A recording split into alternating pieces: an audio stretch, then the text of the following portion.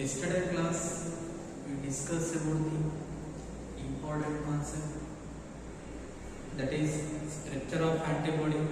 It's very important concept for the point of examination. Write only the structure of antibody, have the 3 marks, and explain the structure of antibody. It gives us the 5-mark question. And also there are different type of immune system or humoral system, that is a cell-mediated humoral system and humoral-mediated immune system, and what are the different types of antibodies are present in our body, and what is the major difference between active immunity and also passive immunity, that can be discussed, and what are the major difference between the active immunity and passive immunity to discuss, and where they are production, what are the function of active immunity and what are the function of passive immunity. All of these are discussed in yesterday's class. Today's class we shall move on to the major difference between B lymphocytes or B cells or B lymphocytes or T lymphocytes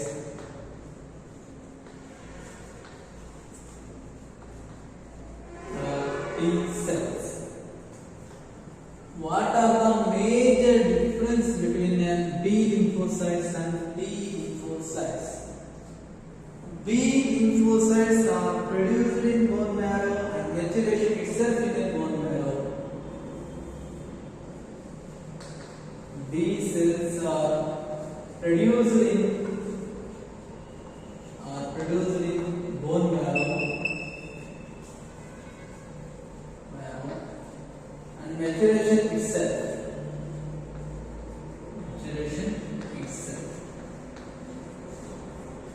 T lymphocytes are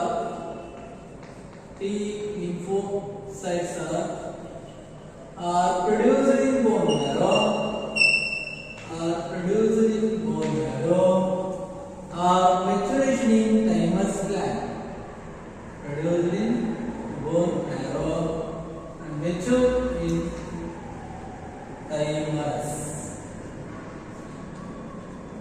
First, what are the major difference we discussed about the B lymphocytes and T lymphocytes? B cells are produced in bone marrow and maturation itself in a bone marrow. B cells are produced in bone marrow and maturation itself in a bone marrow. Adhe T lymphocytes are produced in bone marrow and maturation in thymus. ಇಲ್ಲೇನಾಗುತ್ತೆ B lymphocytes produce ಆಗೋದು ಮತ್ತು maturation ಆಗೋದು ಎರಡು ಸಲ ಎಲ್ಲಿಂದ bone ಮ್ಯಾರೋದೊಳಗೆ. ಆದರೆ T lymphocytes they are produced in bone marrow and maturation in ಏನಂತಂದ್ರೆ thymus gland ಅಂತ ಹೇಳ್ತೀವಿ. ಇದೇನಪ್ಪ expose to antigen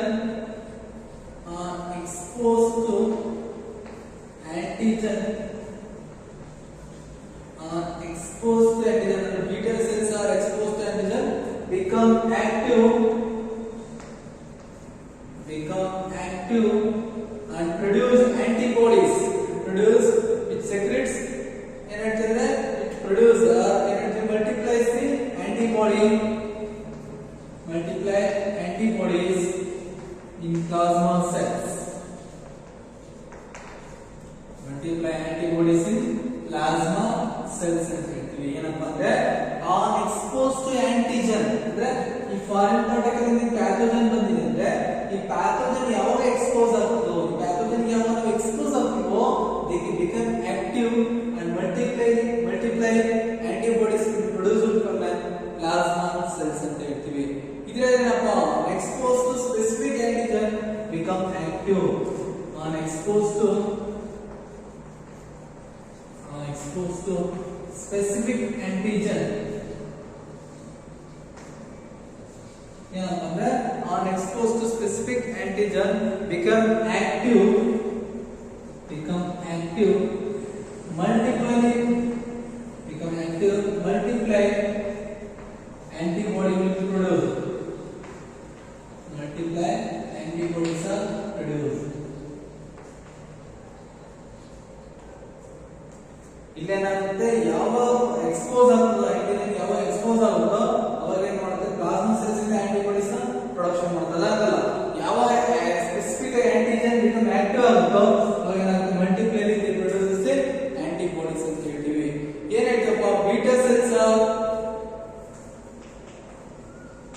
beta cells are indirectly they produce antibodies.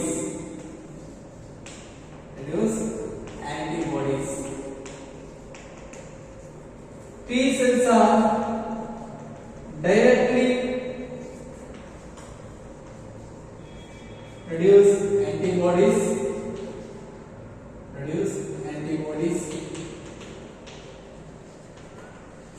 ಇದೇನಾಗುತ್ತೆ ಇದು ಏನು ಮಾಡ್ತಾರೆ beta cells ಏನು ಮಾಡ್ತಾರೆ they are very important beta cells attack antigen indirectly producing the antibodies. ಅದೇನಾಗುತ್ತಪ್ಪ ಇಲ್ಲಿ T cells ಏನಾಗುತ್ತೆ directly they act on the antibodies. ಇದನ್ನ ಮಾಡುತ್ತೆ they act indirectly act ಮಾಡುತ್ತೆ ಯಾವಾಗಂದ್ರೆ they produce antibodies. ಇದೇನಾಗುತ್ತಪ್ಪ T cells directly they are fight against the antigen ಅಂತ ಹೇಳ್ತೀವಿ.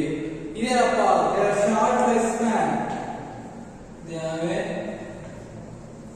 short lifespan.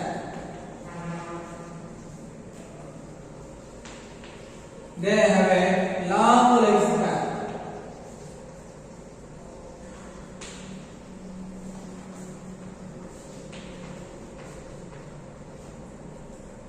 These are the major differences between B lymphocytes and T lymphocytes ಅಂತ ಹೇಳ್ತೀವಿ. ಇಲ್ಲೇನಾಯ್ತಪ್ಪ ಅಂದ್ರೆ beta cells are produced in bone marrow, maturation itself in that bone marrow. Other T lymphocytes are they are produced in bone marrow, they are maturation in thymus gland. First point. One on exposed to antigen, they multiply active to produce antibodies from a plasma cell. Adangala on exposed to specific antigen, they become active, multiply, they produce antibodies. Beta cells are indirectly they produce the antibodies. T cells are directly produce the antibodies. Beta cells are the short lifespan. T lymphocytes are the long lifespan. ಇದೇನಪ್ಪ ಅಂದ್ರೆ they secrete specific antibodies. They secrete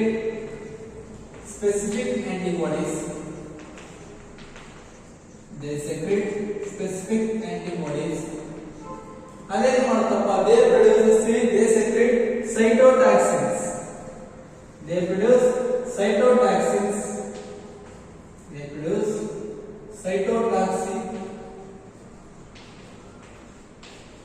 to kill pathogen.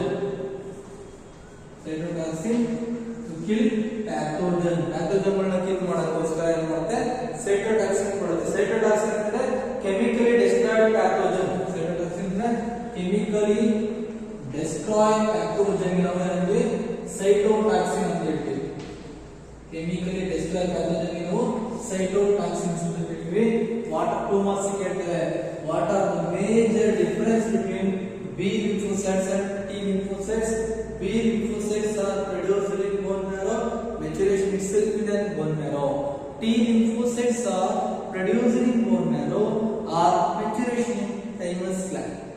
And beta cells are exposed to antigen.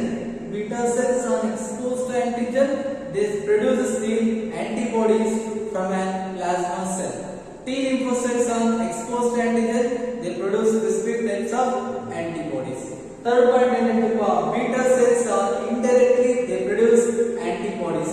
Our T cells are directly produces the antibodies. B lymphocytes are the short lifespan, T lymphocytes are the long lifespan ಅಂತ ಹೇಳ್ತೀವಿ. ಅದೇ ತರ B lymphocytes are they produce specific antibodies. T lymphocytes are they are produces cytotoxin that is chemically destroyed pathogen. These are the major difference between B lymphocytes and also T lymphocytes. And the point of examination you ask for 2 marks question. Next, we shall move on to the another concept, vaccination and immunization. We shall move on to the vaccination and also immunization. What is vaccination and what is immunization? How they are produced?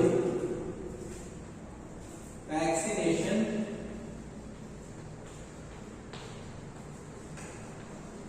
and immunization. Vaccination and immunization. It is also very important concept. ಏನಕ್ಕಪ್ಪ vaccination ಮತ್ತೆ important ಏನಕ್ಕಪ್ಪ ಹೇಳ್ತೀವಂದ್ರೆ vaccination immunization based on the memory cells. Based on the memory cells ಅಂತ ಹೇಳ್ತೀವಿ. ಯಾಕಪ್ಪ memory cells ಅಂತ ಹೇಳ್ತೀವಿ ಅಂದ್ರೆ very important memory of the immune system.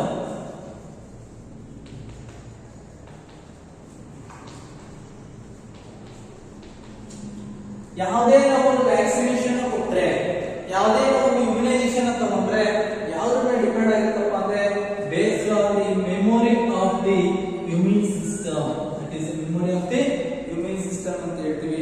ಈ ವ್ಯಾಕ್ಸಿನೇಷನ್ ಏನಪ್ಪಾ ವ್ಯಾಕ್ಸಿನೇಷನ್ ಅಂದ್ರೆ ಏನು ಹೇಳ್ತೀವಪ್ಪ ಅಂದ್ರೆ vaccination antigenic protein the antigenic protein that is inactivated, attenuated,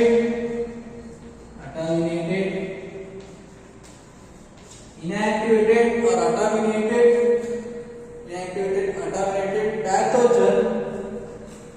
pathogen is called vaccine.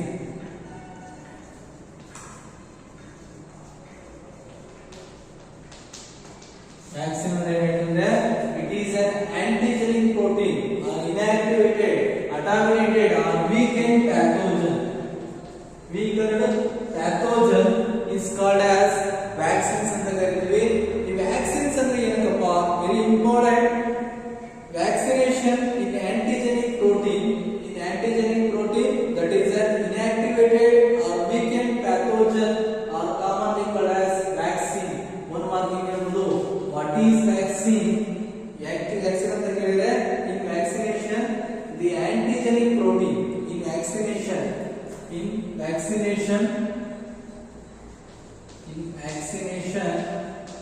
the antigenic protein is inactivated. The antigenic protein is inactivated or attenuated or weakened pathogen or commonly called as vaccine ಅಂತ ಕರೀತೀವಿ. ಈ vaccine ಏನು ಕೆಲಸ ಮಾಡುತ್ತಪ್ಪ vaccine ಏನು ಕೆಲಸ ಮಾಡುತ್ತಪ್ಪ ಅಂದ್ರೆ they are very important. Every individual vaccines they produce antibody. Vaccines they produce antibodies. Even ಮಾಡುತ್ತೆ vaccine ಏನು ಕೆಲಸ ಮಾಡುತ್ತಪ್ಪ ಇಂಪಾರ್ಟೆನ್ಸ್ ಅಂದ್ರೆ they produce the antibodies in our body. ಈಗ ಸಪೋಸ್ ಎಕ್ಸಾಂಪಲ್ ಹೇಳ್ಬೇಕಂದ್ರೆ ಏನಪ್ಪ ಎಕ್ಸಾಂಪಲ್ ಹೇಳ್ಬೇಕಂದ್ರೆ ಈಗ ನಮಗೆ ಎಲ್ಲರಿಗೂ ಕಾಮನ್ ಸ್ಪ್ರೆಡ್ ಆಗ್ತದೆ ಏನಪ್ಪ ಕೊರೋನಾ ವೈರಸ್. ಆ ಕೊರೋನಾ ವೈರಸ್ ನ ಕ್ಲೀನ್ ಮಾಡಬೇಕಂದ್ರೆ ಆ ಕೊರೋನಾ ವೈರಸ್ ನಮ್ಮ ಬಾಡಿ ಒಳಗೆ ಬಂದ ತಕ್ಷಣ ಆ ಆಂಟಿಬಾಡೀಸ್ ಪ್ರೊಡಕ್ಷನ್ ಆಗಬೇಕು. ಅದಕ್ಕೋಸ್ಕರ ಅಂತೀವಿ ಇಟ್ ಇಸ್ ವ್ಯಾಕ್ಸಿನ್ ತಗೊಂತೀವಿ. ಅಂದ್ರೆ ಕೋವಿಡ್ ಶೀಲ್ಡ್ ಇರ್ಬೋದು, ಕೋವ್ಯಾಕ್ಸಿನ್ ಇರ್ಬೋದು. ವ್ಯಾಕ್ಸಿನ್ ಅದೇನಿರ್ತವೆ ಏನು ಹೋರಾಡೋದಪ್ಪ ಅಂದ್ರೆ to fight against the foreign particles that causes the diseases, that is viruses. Vaccines also generate memory of B cells and T cells. Vaccines also generate the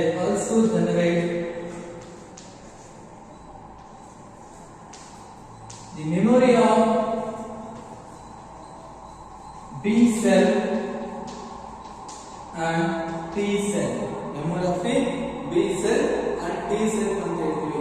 ಈ vaccine ಏನು ಮಾಡುತ್ತಪ್ಪ that neutralize the pathogenic agent during actual infection. They neutralize the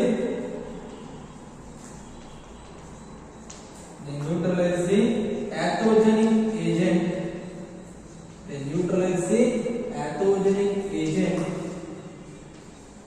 During actual infection.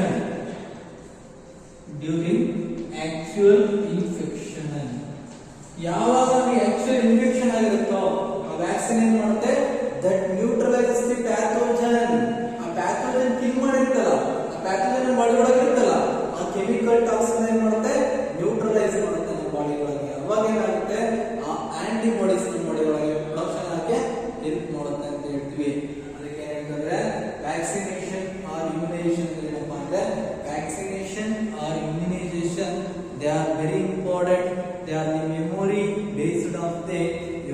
system. They are very important. They are the memory based of the immune system ಅಂತ ಹೇಳ್ತೀವಿ. What is vaccination ಅಂತ ಕೇಳಿದ್ರೆ, in vaccination the antigenic protein, in vaccination the antigenic proteins that is a weakened protein are inactivated or attenuated of a pathogen is called as vaccine. In vaccination the antigenic protein is inactivated or attenuated or weakened pathogen is called as vaccine ಅಂತ ಹೇಳ್ತೀವಿ. ಏನ್ ಮಾಡುತ್ತಪ್ಪ in vaccination we take every person in immune system, every system of an individual, every person ಯಾವುದೇ ಒಂದು ವ್ಯಕ್ತಿ ತಗೊಂಡ್ರೆ ಅವನ ವ್ಯಕ್ತಿ ಒಳಗೆ ಏನ್ ಮಾಡುತ್ತಂದ್ರೆ ಈ ವ್ಯಾಕ್ಸಿನೇಷನ್ ಏನ್ ಮಾಡುತ್ತಂದ್ರೆ they produce specific antibodies. ಈಗ ನಾವು ಹೇಳ್ತೀವಿ ಈ ವ್ಯಾಕ್ಸಿನ್ ಹಾಕ್ಸ್ಕೊಂಡ್ರೆ ಅಂತ ಹೇಳ್ತೀವಿ. ವ್ಯಾಕ್ಸಿನ್ ಹಾಕ್ಸ್ಕೊಂಡ್ರೆ ಅಂತ ಯಾಕೆ ಹೇಳ್ತೀವಪ್ಪ ಅಂದ್ರೆ ಆ ಕೊರೋನಾ ವೈರಸ್ ಬಂದ್ರೆ ಆ ಕೊರೋನಾ ವೈರಸ್ ನಮ್ಮ ಬಾಡಿ ಬರುತ್ತೆ, ಅದು ಆಂಟಿಜನ್. ನಮ್ಮ ಬಾಡಿ ಒಳಗೆ ಏನ್ ಮಾಡುತ್ತೆ, ಆ ಕೊರೋನಾ ವೈರಸ್ ಏನ್ ಮಾಡುತ್ತೆ, ಪ್ರೋಟೀನ್ ಸೆಕ್ರೇಟ್ ಮಾಡುತ್ತೆ. ಅದೇನಪ್ಪ ಅಂದ್ರೆ ಆಂಟಿಬಾಡೀಸ್. ಅವನ್ನೇನ್ ಮಾಡ್ತಾರೆ, in every individual vaccine they produce antibodies. Every individual, ನಾವು ಯಾವುದೇ ವ್ಯಕ್ತಿ ವ್ಯಾಕ್ಸಿನ್ ತಗೊಂಡಿದ್ದಾರೆ ಅಂದ್ರೆ ಅವ್ರ ಬಾಡಿ ಒಳಗೆ ಏನ್ ಪ್ರೊಡಕ್ಷನ್ ಆಗುತ್ತಪ್ಪ, ಆಂಟಿಬಾಡೀಸ್ ಪ್ರೊಡಕ್ಷನ್ ಆಗ್ತವೆ. ಏನ್ ಮಾಡುತ್ತಪ್ಪ ಆಂಟಿಬಾಡೀಸ್, ಏನ್ ಮಾಡುತ್ತಪ್ಪ ಅಂದ್ರೆ they are neutralizing pathogenic agent during actual infection. ಈ ಕೊರೋನಾ ವೈರಸ್ ಬಂದಿದೆ ಅಂದ್ರೆ ನಮ್ಮ ಬಾಡಿ ಒಳಗೆ ಏನ್ ಮಾಡುತ್ತೆ, ನ್ಯೂಟ್ರಲೈಸ್ ಮಾಡುತ್ತೆ. ಏನು ನ್ಯೂಟ್ರಲೈಸ್ ಮಾಡುತ್ತೆ, ಪ್ಯಾಥೋಜೆನಿಕ್ ಏಜೆಂಟ್. ಯಾವುದು ಪ್ಯಾಥೋಜೆನಿಕ್ ಏಜೆಂಟ್ ಇದೆಯಲ್ಲ ಕೊರೋನಾ ವೈರಸ್, ಆ ಕೊರೋನಾ ವೈರಸ್ ನ್ಯೂಟ್ರಲೈಸ್ ಮಾಡುತ್ತೆ. They are the actual infection. ಯಾವ ಇನ್ಫೆಕ್ಷನ್ ಅಂತ ಆಂಟಿಬಾಡೀಸ್ ಪ್ರೊಡಕ್ಷನ್ ಆಗ್ತವೆ, ಅದನ್ನ ಏನ್ ಮಾಡುತ್ತೆ, ನ್ಯೂಟ್ರಲೈಸ್ ಮಾಡುತ್ತೆ. Vaccines also generate on the base of memory of the B cells and also T cells. Vaccines also are mainly based on the memory of the B cells and also C cells ಅಂತ ಹೇಳ್ತೀವಿ. Even preformed antibodies are given. Preformed antibodies are given. Preformed antibodies were given in the snake bite or snake venom. Snake venom ಅಂದ್ರೆ ಹಾವು ಕಚ್ಚಿದಾಗ ಏನ್ ಮಾಡ್ತೀವಿ ನಾವು, preformed antibodies ಕೊಡ್ತೀವಿ. ಅವೇನ್ ಮಾಡ್ತಾರೆ, that is called as passive immunization ಅಂತ ಕರೀತೀವಿ. ಅದಕ್ಕೆ ಏನಂತ ಕರೀತೀವಿ, passive immunization ಅಂತ ಕರೀತೀವಿ. Even preformed antibodies against the toxin, preformed antibodies against the toxins can be given for the quick recovery of the preformed antibodies. ಈಗ ಎಕ್ಸಾಂಪಲ್ ಹಾವು ಕಚ್ಚಿದ ತಕ್ಷಣ ಏನ್ ಮಾಡ್ತೀವಿ, ಅದಕ್ಕೆ ವಿರುದ್ಧ ಇರುವಂತ ಟಾಕ್ಸಿನ್ ಅನ್ನು ಕೊಡ್ತೀವಿ. ಸ್ನೇಕ್ ಬೈಟ್ ಮಾಡಿದ ತಕ್ಷಣ ಸ್ನೇಕ್ ವೆನಮ್ ವಿರುದ್ಧ ಟಾಕ್ಸಿನ್ಸ್ ಕೊಡ್ತೀವಿ. ಆ ಟಾಕ್ಸಿನ್ಸ್ ಏನ್ ಮಾಡುತ್ತಪ್ಪ, ಅವನ ಬಾಡಿ ಒಳಗೆ ಹೋಗಿ ಆ ಪಾಯ್ಸನ್ ನ್ಯೂಟ್ರಲೈಸ್ ಮಾಡುತ್ತೆ, ಆ ಪಾಯ್ಸನ್ ಅಬ್ಸರ್ವ್ ಮಾಡುತ್ತೆ. ಅದಕ್ಕೆ ಏನ್ ಹೇಳ್ತಿದ್ರೆ ಪ್ಯಾಸಿವ್ ಇಮ್ಯುನೇಷನ್ ಅಂತ ಕರೀತೀವಿ. ವಾಟ್ ಈಸ್ ಪ್ಯಾಸಿವ್ ಇಮ್ಯುನೇಷನ್ ಅಂದ್ರೆ preformed antibodies was given to the toxin of a snake bite. Preformed antibodies was given by the toxin to fight against toxin can given by the snake bite or also something scorpion bite. ಅದಕ್ಕೆ ನಾವು ಹೇಳ್ತೀವಿ passive immunization ಅಂತ ಹೇಳ್ತೀವಿ. ಈಗ next ನೋಡೋಣ, ಅದೇನ್ ಮಾಡುತ್ತಪ್ಪ passive immunization ಏನ್ ಮಾಡುತ್ತೆ, toxins that neutralizes the infection agent. ಏನು infection agent ಇರುತ್ತಂದ್ರೆ ನ್ಯೂಟ್ರಲೈಸ್ ಮಾಡುತ್ತೆ.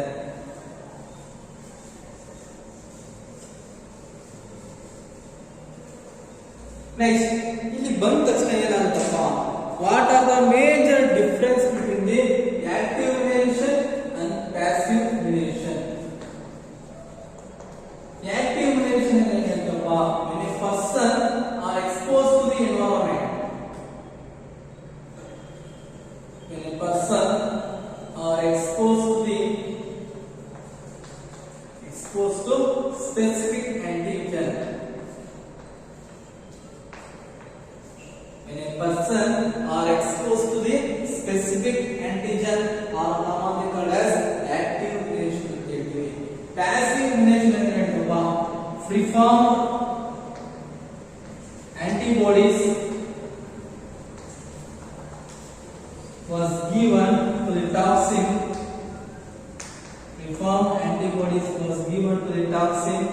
ಏನಂತಂದ್ರೆ Fliform antibodies was given to the toxin often against the snake bite are commonly called as passive immunization. Fliform antibodies was given to the toxin against the snake bite. Different types of toxins that toxins that neutralizes the specific pathogen. Passive immunization and active immunization ಅಂತ ಕರೀತೀವಿ. Next, how they are production of vaccines. Vaccine production ಯಾವ ತರ ಆಗುತ್ತಪ್ಪ? ಇಲ್ಲಿ vaccine production ಅನ್ನು ಮಾಡ್ತಾರೆ. ಇದು important ತಾನೆ? Vaccine ಅಂತ ಗೊತ್ತಾಯ್ತು. Vaccine ಅಂದ್ರೆ ಹೇಳ್ತಿದ್ರೆ vaccine it is an inactivated or attenuated weakened antigenic protein of a pathogen. The weakened that is and vaccine ಅಂತ ಹೇಳಿದ್ರೆ vaccine may be defined as in antigenic protein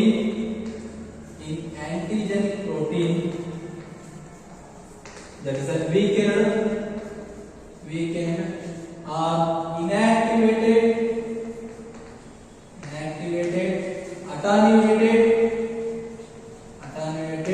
to a pathogen is called vaccine.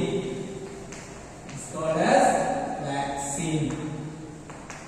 Vaccine it is a antigenic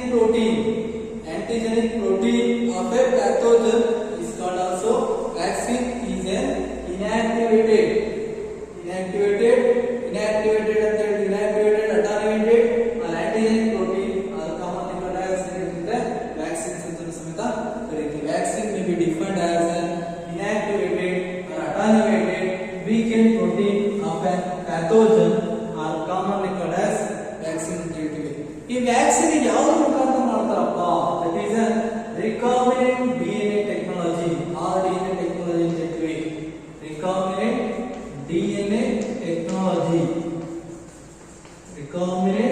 DNA technology ನ use ಮಾಡ್ತೀವಿ. ಏನಕ್ಕಪ್ಪ recombinant DNA technology use ಮಾಡ್ತೀವಿ ಅಂದ್ರೆ that is a large scale production of vaccine.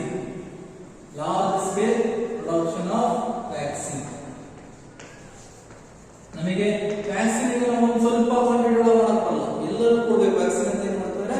RDNA technology ಅಂದ್ರೆ large scale production ಗೋಸ್ಕರ ಏನ್ ಮಾಡ್ತೀವಿ ನಾವು ಈ ವ್ಯಾಕ್ಸಿನ್ಸ್ ಪ್ರೊಡಕ್ಷನ್ ಮಾಡ್ತೀವಿ. ಏನಕ್ಕಪ್ಪ ವ್ಯಾಕ್ಸಿನ್ಸ್ ಪ್ರೊಡಕ್ಷನ್ ಮಾಡೋದು? ಏನಕ್ಕಪ್ಪ ಅಂದ್ರೆ that is a production of by antigenic polypeptide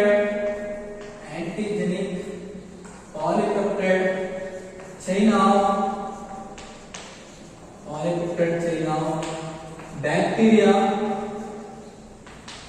antigenic polypeptide chain of bacteria or a pathogen and also yeast. ಏನಂತಂದ್ರೆ ವ್ಯಾಕ್ಸಿನ್ ಪ್ರೊಡಕ್ಷನ್ ಯಾರು ಮಾಡ್ತಾರೆ? recombinant DNA technology. Use recombinant DNA technology for the production of vaccine in a large scale production. ನಾವು large scale ಒಳಗೆ vaccine production ಮಾಡ್ಕೊಳ್ಳೋದಕ್ಕೆ recombinant DNA technology RDNA technology ಅಂತ ಕರೀತೀವಿ. ಈ RDNA technology use ಮಾಡ್ತೀವಿ by using an antigenic polypeptide chain of the bacteria ಇರ್ಬೋದು, yeast ಇರ್ಬೋದು. antigenic polypeptide chain of that is a yeast ಮತ್ತೆ ಬ್ಯಾಕ್ಟೀರಿಯಾ ಇರ್ಬೋದು.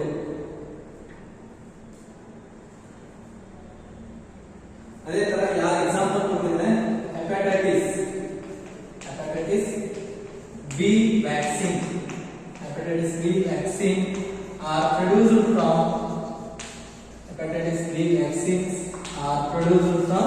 yeast cell. Hepatitis B vaccine are produced from yeast cells. Yeast cells ಮುಖಾಂತರ ಏನು ಮಾಡ್ತಾರೆ? hepatitis B vaccines production ಮಾಡ್ತಾರೆ. Vaccines are production by the that is recombinant DNA technology by the large scale production. ಏನು ಯಾವುದು ಮುಖಾಂತರ ಮಾಡ್ತಾರೆ? antigenic polypeptide chain of bacteria or antigenic polypeptide chain of bacteria or yeast. Hepatitis B vaccines are produced from a very important cell that is an yeast cell. Baker's yeast cells ಇರ್ತವಲ್ಲ ಆ cells ಏನು ಮಾಡ್ತೀವಿ hepatitis B vaccines production ಮಾಡ್ತೀವಿ. hepatitis B vaccines are produced from yeast cells. ಇದನ್ನು ಕೇಳ್ತಾರಪ್ಪ ಅಂದ್ರೆ ನಿಮ್ಮ competitive exams ಅಲ್ಲಿ where the production of the hepatitis B vaccines ಅಂತ ಕೇಳ್ತಾರೆ. hepatitis B vaccines are produced from an yeast cell. hepatitis B vaccines are produced from an yeast cell ಅಂತ ಹೇಳ್ತೀವಿ. Next, we shall move on to the concept of allergies.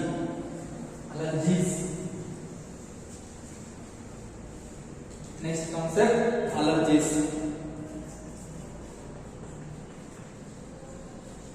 Next concept allergies. ಹಂಗಾದ್ರೆ what is allergy? ಏನಪ್ಪ allergy ಅಂದ್ರೆ? ಯಾರಿಗಾದ್ರೂ ಗೊತ್ತಾ? Allergy ಅಂದ್ರೆ ಏನು? ನಂಗಾಗುತ್ತೆ sir. ನಾವು ಯಾವ್ದಾರ ಗಿಡ ಮುಟ್ಟಿದಾಗ ಅಲರ್ಜಿ ಆಗುತ್ತೆ. ಪೋಲಾರ್ ಬೇರ್ಸ್ ಬಾಡಿ ಒಳಗೆ ಹೋದಾಗ ಅಲರ್ಜಿ ಆಗುತ್ತೆ. ಯಾವ್ದಾರ ಅನಿಮಲ್ ಸ್ಕಿನ್ ಮುಟ್ಟಿದ್ರೆ ಅಲರ್ಜಿ ಆಗುತ್ತೆ. ಅಲರ್ಜಿ ಅಂದ್ರೆ ಏನಪ್ಪ? The exaggerated response of immune system. ದಿ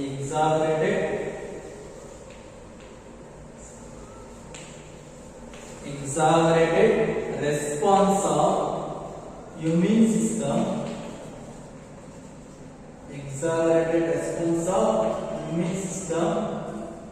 Exaggerated response of immune system to certain antigen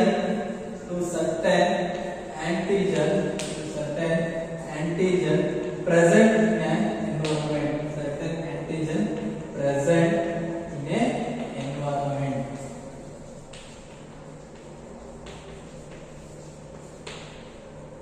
environment. That is called as environment is called allergy. It's called allergy. The exaggerated response of the immune system of certain antigens. The exaggerated response of immune system of certain antigen that are present in an environment. That is called as allergy. Allergy is maybe defined as the exaggerated response of immune system. The exaggerated response of immune system certain antigen that are present in an environment.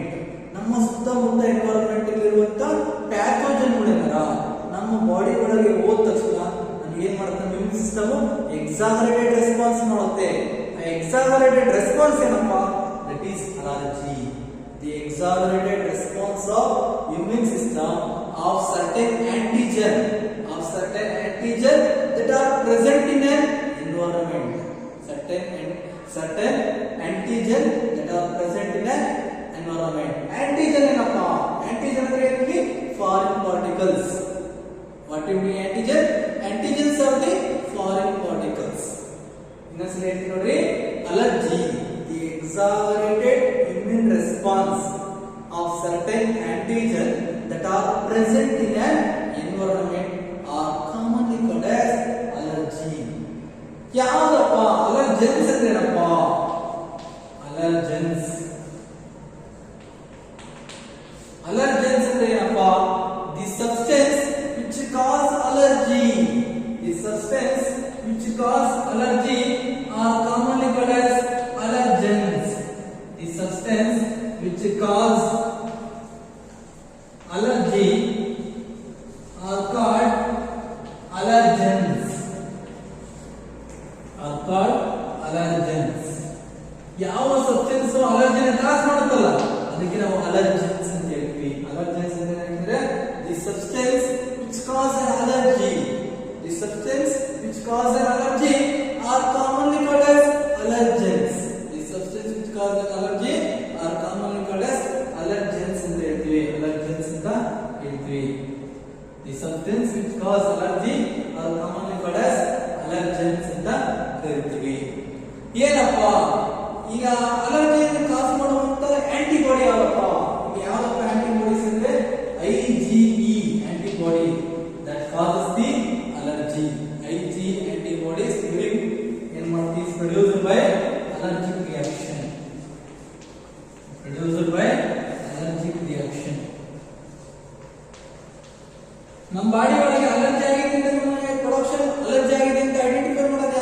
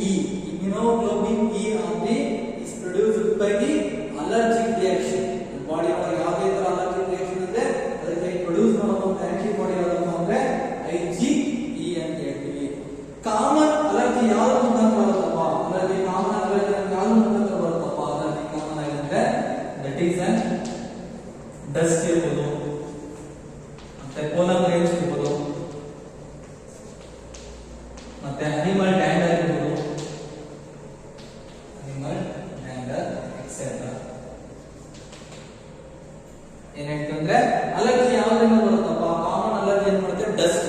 ಕೆಲವೊಬ್ಬರಿಗೆ ಧೂಳು ಕುಡಿದ ತಕ್ಷಣ allergy ಆಗುತ್ತೆ. ಅದಕ್ಕೆ ಏನ್ ಮಾಡ್ತಾರೆ, ನಮ್ಮ ಮನೆ ಏನ್ ಮಾಡಿದ್ರೆ ಮೂಗು ಕಟ್ಕೊಂತೀವಿ, ಮೂಗಿ ಬಟ್ಟೆ ಕಟ್ಕೊಂತೀವಿ ಅಂದ್ರೆ ಕೆಲವೊಬ್ಬರಿಗೆ ಬಾಯಿ ಒಳಗೆ ಡಸ್ಟ್ ಸಮೇತ ಮೂಗಿನೊಳಗೆ ಡಸ್ಟ್ ಸಮೇತ ಅಲರ್ಜಿ ಆಗುತ್ತೆ.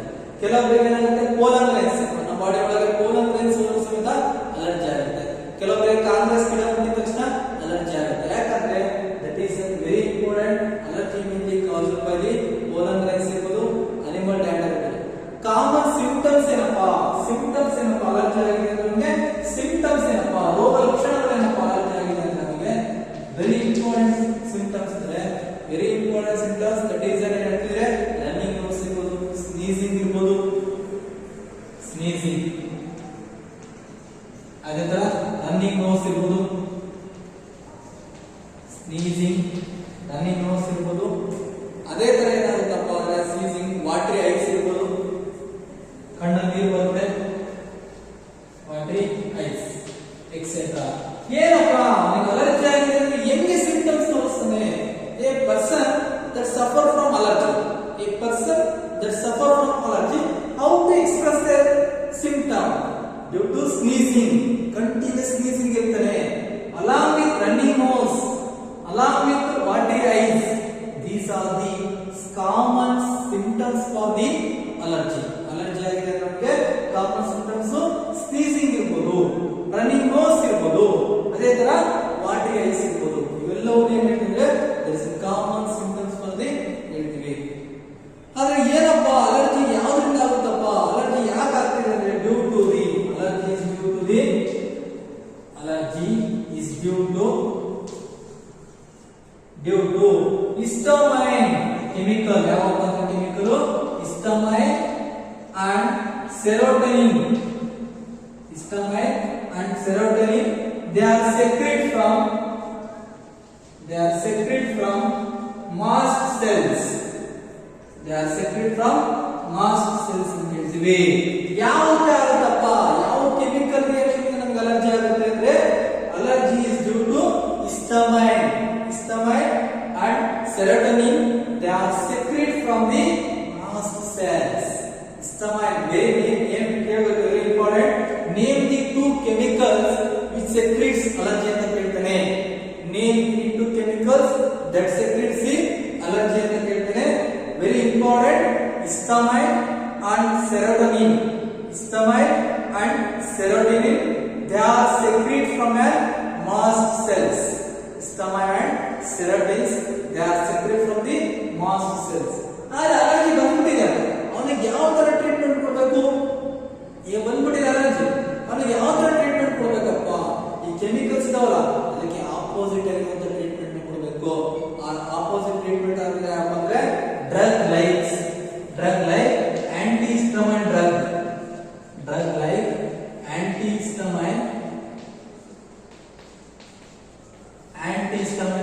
ಕೊಡಬೇಕು. ಮತ್ತೆ ಏನಾಗ್ತಂದ್ರೆ ಆಂಟಿಹಿಸ್ಟಮೈನ್ ಡ್ರಗ್ ಕೊಡ್ತೀವಿ.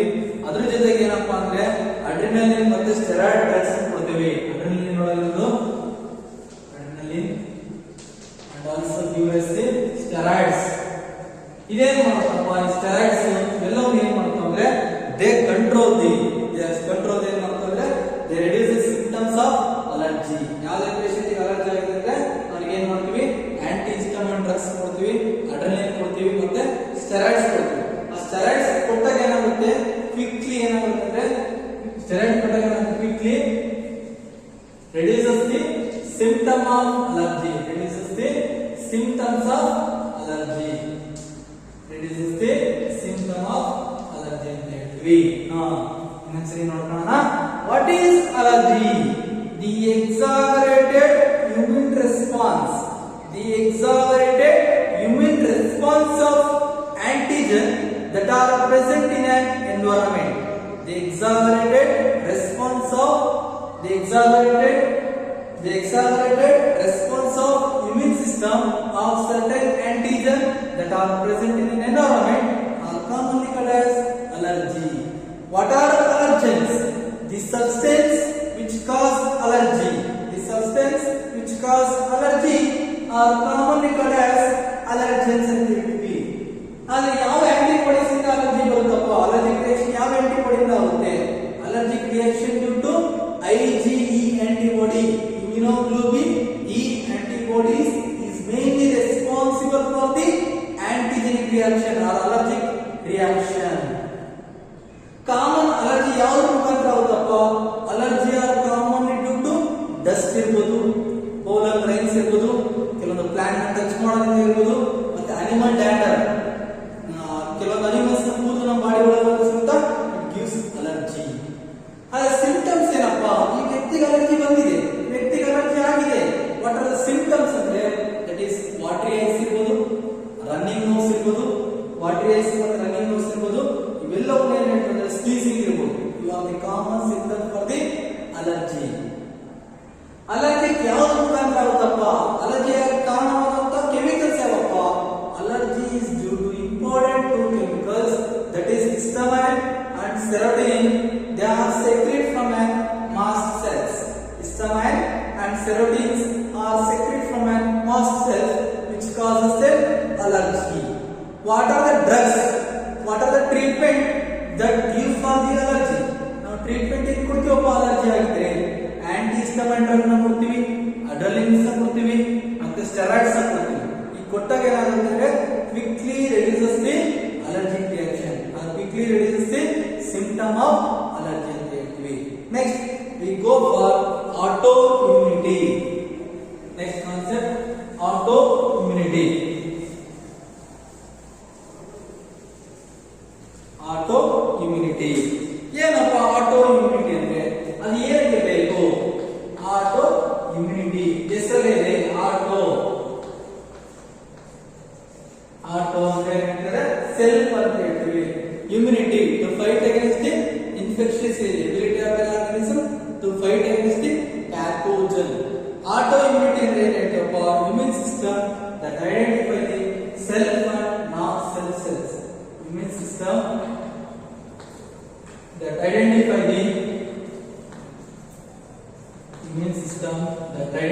the self and non-self cells. Identify the self and non-self cells. To identify the immune system, to identify the self and non-self cells. ನಾವು autoimmunity ಅಂತ ಹೇಳ್ತೀವಿ. ನನ್ನ ಸೆಲ್ಗಳು ಯಾವು, ಬೇರೆ ಸೆಲ್ಗಳು ಯಾವು? ಈಗ ಫಾರಿನ್ ಪಾರ್ಟಿಕಲ್ಸ್ ಇಂದ ಏನಾದ್ರು ಸೆಲ್ ಪ್ರೊಡಕ್ಷನ್ ಅಂದ್ರೆ ಆ ಸೆಲ್ಸ್ ನೇಚರ್ ಇದೆ. ಅದೇ ಆಟೋ ಇಮ್ಯೂನ್ ಸಿಸ್ಟಮ್ ಒಳಗಿರುವ ಸೆಲ್ಸ್ ನೇಚರ್ ಏನಿದೆ ಅದನ್ನು ಡಿಫರೆನ್ಶಿಯೇಟ್ ಮಾಡಕ್ಕೆ ನಾವು ಆಟೋ ಇಮ್ಯುನಿಟಿ ಅಂತ ಹೇಳ್ತೀವಿ. In immune system that identify the self and non self cells. Identify the self and non self cells ಅಂತ ಹೇಳ್ತೀವಿ. That is also memory based acquired. That is also memory based acquired immunity ಅಂತ ಹೇಳ್ತೀವಿ. memory based acquired very important memory based acquired immunity to distinguish self and non-self, to distinguish the foreign cells, foreign molecules or self cells, foreign molecules or self cells. Self cells identify ಮಾಡಕ್ಕೆ ನಮಗೆ ಹೇಳ್ತೀವಿ. ಕೆಲವೊಂದು ಟೈಮಲ್ಲಿ ಏನಾಗುತ್ತಪ್ಪ? Sometimes due to genetic disorder or unknown reason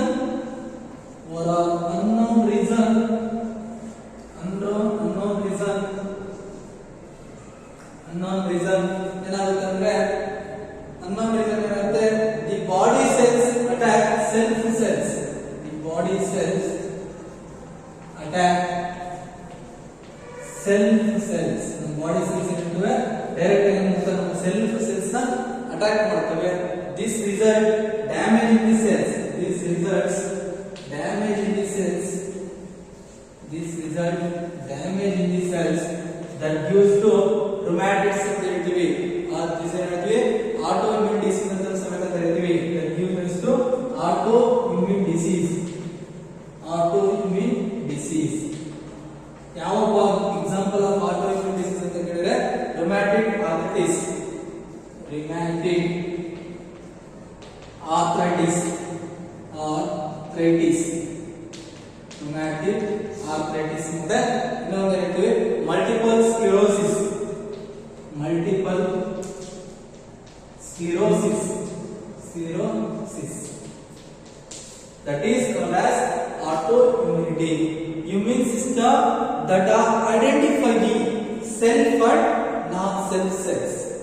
Autoimmunity ಏನಪ್ಪ ಅಂದ್ರೆ immune system that identify the self and non-self cells.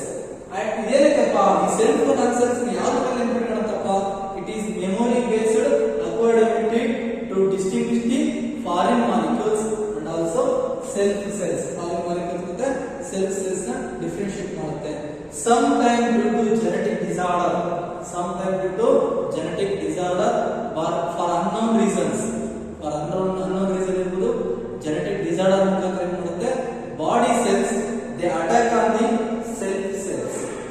Body cells they attack on the cell cells. This result damage in the body cells. This result damage in the body cells, that is called as autoimmune disease. Okay, ಅಂತಂದ್ರೆ autoimmune disease ಅಂತ ಹೇಳ್ತೀವಿ. Example rheumatoid arthritis or multiple sclerosis. Multiple sclerosis or rheumatoid arthritis is are the best example for the autoimmune disease. Autoimmune disease ಅಂದ್ರೆ ಏನಂತಂದ್ರೆ sometimes due to genetic disorder or unknown reason body cells attack on cell cells. Body cells attack on the cell cells. This result damage in the cells. That is called as autoimmune disease. Example rheumatoid arthritis or multiple sclerosis. These are the best example for the autoimmune disease or autoimmunity ಅಂತ ಕರೀತೀವಿ. Today class they are very important. They discuss about the what are the major difference between the B lymphocytes and also T lymphocytes, and also we discuss about the vaccination, how they produce the vaccination, and hepatitis B vaccines are produced from the yeast cells. And also we discuss about the immunization, that is an active immunization and also passive immunization. When a person are exposed to naturally by antigen are commonly called as active immunization. When a person free formed antibodies or the toxins to fight against the some of the snake bite ಇರಬಹುದಕ್ಕೆ passive immunization ಅಂತ ಕರೀತೀವಿ. Next concept they discuss about the allergens, that are substance allergy and also allergens. What are the chemical reaction of allergies? Name the chemical agents for the allergy. Name the antibodies that used for the allergic reaction, and what are the treatment of allergy will be discussed. And also they discuss about the autoimmunity and also autoimmune disease and give the example for the autoimmune diseases. Thank you. Manada.